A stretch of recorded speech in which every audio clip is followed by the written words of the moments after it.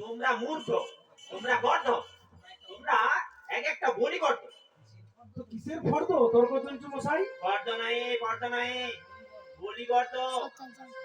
আপনার সন্তানগুলো এক একটি বলি গর্ধ। এই মরেছে, এই পরিবর্ত কথার মানেটা কি হবে?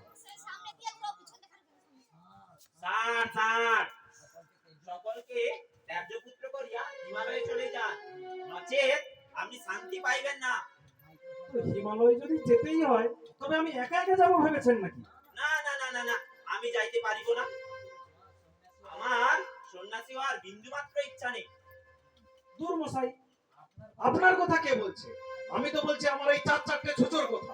এদের সব কটাকে নিয়ে গিয়ে মাথা নেড়া করে গাছের ডালে উল্টে রেখে তারপর আমি সন্ন্যাসী হব। এই ছুচোরা, দেখি তো তোদের আজ কতখানি বিদ্যে হয়েছে। এই বাতাসা, এই বলতো হস্তি ইংরেজিটা কি? হস্তি ইংরেজি কি হলো হ্যান্ডি। হ্যান্ডি? কেন? হ্যান্ড মানে হস্ত, তার সঙ্গে ই যোগ করলে বাংলায় হস্তি, ইংরেজিতে হ্যান্ডি। তুই তো দেখছি একেবারে শেক্সপিয়ারের জ্যাঠামশাই। হস্তি যখন হ্যান্ডি, তবে এই হস্ত তা একেবারে টান্ডি। আজ আমি তোদের মেরেই ফেলব। এত ক্ষুদ্র হইয়া প্রহার করিবেন না।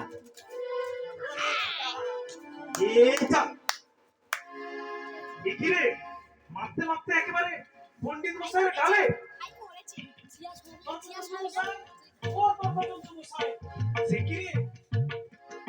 যে নড়েও না, চড়েও না। ছেচকি, ও ছেচকি। কি হয়েছে জামাই বাবু?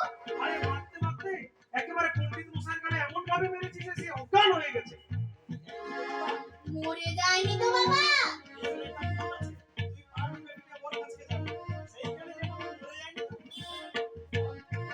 মরে যায়নি তো বাবা? সে কি রে, মরে যাবে কি রে? দেখো না, নড়ছে না যে। সত্যি জামাই বাবু, হাতগুলো কেমন মরকুটে গেছে। আর ছোট হয়ে গেছে। আরে কি বলিস রে? শেষ বয়সে, বুড়ো বয়সে কি আমাকে জেল খাটতে হবে নাকি? ফাঁসিও হতে পারে। হ্যাঁ, ফাঁসি? এই গলায় কেমন সুরসুরি করবে রে?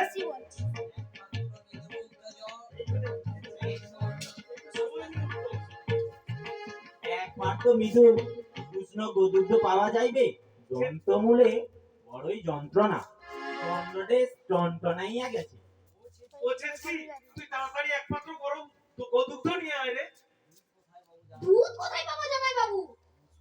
মুসুরের ডাল আছে, নিয়ে আসবো? একটু পচা পচা গন্ধ করছে, নাক টিপে খেয়ে নিলে কিচ্ছু বোঝা যাবে না। দুধের পরিবর্তে ডাইল, তাও আবার পচা গন্ধে পরিপূর্ণ। ওরে পিতার পিতা।